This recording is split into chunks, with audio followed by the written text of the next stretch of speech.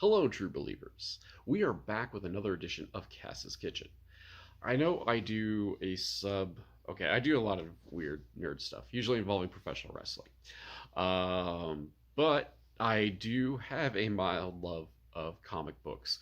I'm not hardcore about it. Obviously, like I watch the Marvel movies and the DC movies when they come out. If you look carefully up above that way, there's a Deadpool Funko, and for the occasion, I wore my Trinity shirt. Uh, all I know, that just kind of makes me, the nerd flesh suit rather than a real fan necessarily.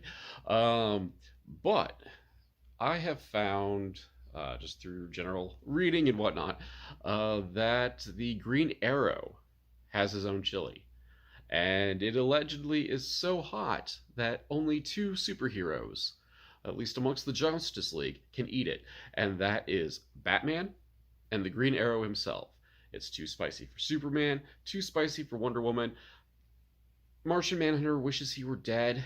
Uh, but then again, those aren't little chocolate sandwich cookies either, so I don't know what he's got going on for him. So in this episode of Cass's Kitchen, we are going to try out a recipe I found that's proposed to be the official version of the Green Arrow's chili. Is it so spicy that it makes you want to die like Martian Manhunter? I don't know. There's only one way to find out, though, and that's to try it.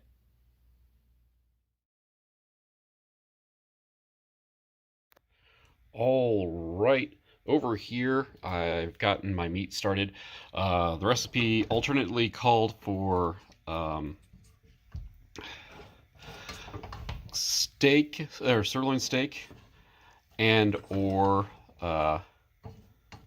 ground. They didn't completely specify.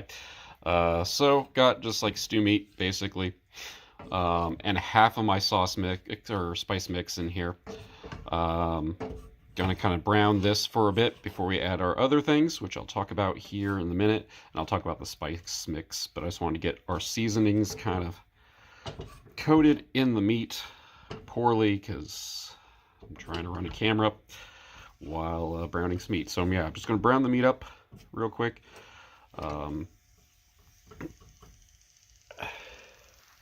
We'll move over here while that goes.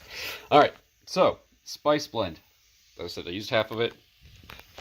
Ignore chunks of the spice wall over here. I got a whole bunch of things going on over here as I try to talk over the steaming meat. So I said I'm going to use like half of it because that's an awful lot of spice for that little meat, and I'll put the rest in when I put some more of the wet ingredients in. But our spice blend contains the following: salt, pepper, Gebhardt chili powder, basil, California chili powder, paprika, cumin, cayenne pepper, and New Mexico chili powder. But yeah, so it's gonna be great. Other ingredients that I'm kind of like have half prepped anyway is there's some minced garlic. I don't have enough fresh at home, so I've got jarred. Onions, green pepper. Also have canned tomatoes. Going to use that and their juice. Got some red chili beans, well, partially draining at the moment. And going to add some water to that too. We'll also add some more water and brown sugar at the end. But right now we're focusing on the meat. So I am going to cut away. And when we come back, we will have some brown meat ready to go.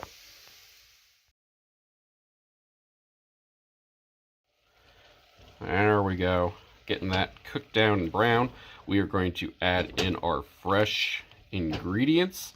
As I said, that is going to be onion, green pepper, and a bit of garlic. I use a bit more than what the recipe called for because garlic is amazeballs. So we're going to add this together. And what we're going to do is just let that cook until soft. And then we'll start adding in our wet canned ingredients. But yeah, look at that.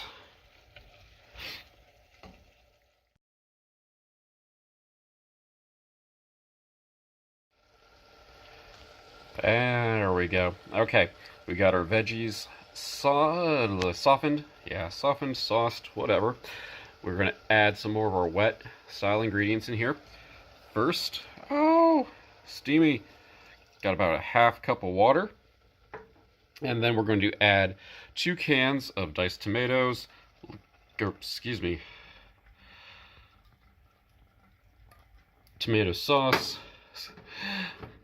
My mistake. There's a big difference there. Can tomato sauce, can of diced tomatoes, and the last of our seasoning mix. I'm going to punch the can over here, and we are going to stir this all together. And then we are going to let it simmer its little head off. Well, okay, I'm going to turn the heat down a little bit. And then we're going to let it simmer its little head off. We'll come back to add the beans, the sugar, maybe touch it up, thin it out with some water. We'll see how much the simmering goes. But yeah, I'm going to let this go for probably about 2 hours or so. And then we will come back to it.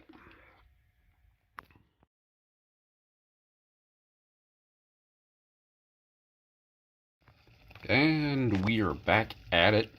Look at that bubble. It likes to explode, mess up my semi-clean stove. But it's time to add in the last batch of ingredients, so we are going to do that. First, about a teaspoon of brown sugar. Got that. Then, chipotle sauce to taste. So, I don't know. I'm going to pretend that's going to taste good. I don't know any better. And then 2 partially drained cans of beans. I did it wrong, or whatever. Could be right. They've been working smarter. But I drained 1 can of beans.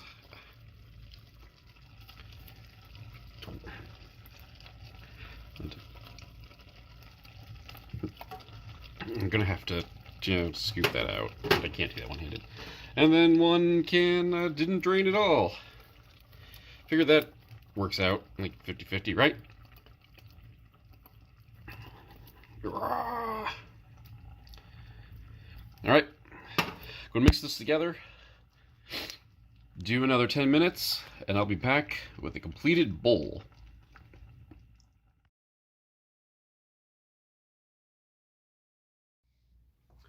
All right, moment of truth time.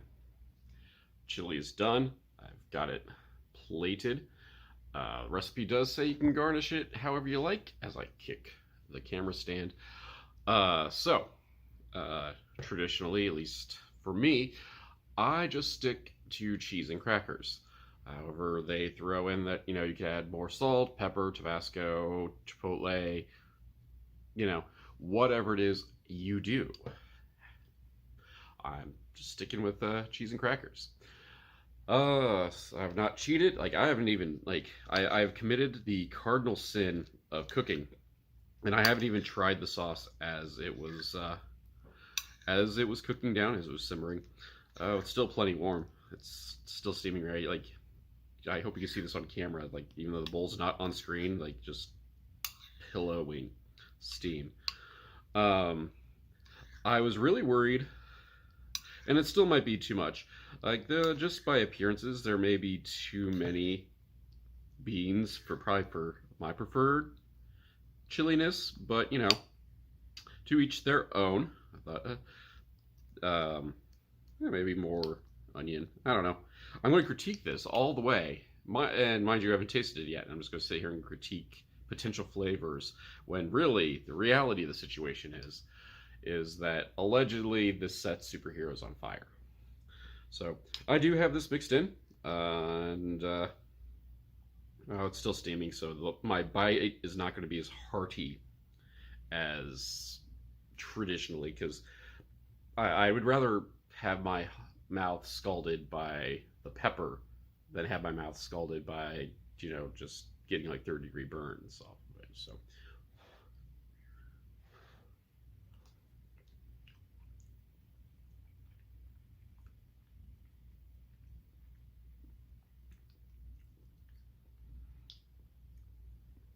Yep, that is certainly chili. I don't say that. That makes it sound bad because it's superhero chili. Um, but no, it's all right. I mean, if you like chili, it's decent chili. Um, Changes I'd make is I'd probably replace the sirloin with ground beef, which they kind of implied. Like my recipe is they called it like sirloin tips, and then like later on they were like mix the ground beef, but nowhere does the recipe call for ground beef. Um, I'm still trying to figure out where the all the extra heat's supposed to be in because like yeah, there's a bit of a bite, but I mean I've had extra hot chili powder that's just as hot as this is allegedly.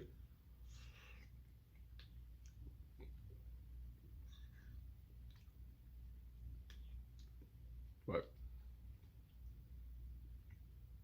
I think I'd add more garlic, maybe a touch more salt. But anyway, well yeah, if you like chili, you'll enjoy this. If you don't like chili, it's not going to change your mind. It's also not going to light Martian Manhunter's head on fire. I'm not sure what Superman's problem is. Um, but yeah, try it out. It's decent if you like chili. If not, just stick to chili powder. That'll work too. But yeah, I'm gonna set this down because the bowl is legit burning my hands though. But yeah, so I'm gonna eat that mostly because it's my dinner. Be like tomorrow's lunch and dinner too because the pot's not a huge pot of chili, but it's more than one serving. But yeah, so superhero chili. If you enjoyed what was going on, be sure you hit the like, subscribe button. Uh, they like you to turn noties on too, but I like even without noties, like if you pay attention to your YouTube channel, you're going to get the notification. You're going to see that a new video drops whenever it happens to drop. You know, throw in some comments. Let me know what I did wrong because I did plenty wrong. Let's just be real about it here. I don't tag your favorite celebrity chef. Like we could do that too. Um, cool. Still, uh, yeah. And if you want to help out me purchasing ingredients and whatnot, got links below where you can one follow me like that. On the other socials, you can check out the MLW Confusion podcast as well. That drops every week, whereas these videos are pretty darn sporadic. Let's be real about it. If you'd like the videos to be less sporadic, or you would just like to chip in and help me, pay for the ingredients, or pay to have the right to choose what I'm cooking next. I don't know. Got none. Um, I'll set the links below. You can buy. You can join the Patreon at www.patreon.com/CASSNOVA or CASSONOVA. Oh, screw that up already. That's the Patreon. You get You get the MLW Confusion podcast early and ad free. You'll get early access to whatever videos will pop up on the YouTubes, and usually exclusive content. I don't know, at least every other week or so. Just depends on whether it's what's going on as a YouTube video or some other behind the scenes content as well. We also have a merch store, though it's mostly podcast based. There is some Cass's Kitchen merch in there too, so check that out. The link below. It's Teespring. If for some odd reason you need me to, wish you happy birthday or something, I have Cameo now. Links will be down there too. In the meanwhile, just thank you all for watching. Yeah, I'm gonna eat some chili, man. I'll see you next time.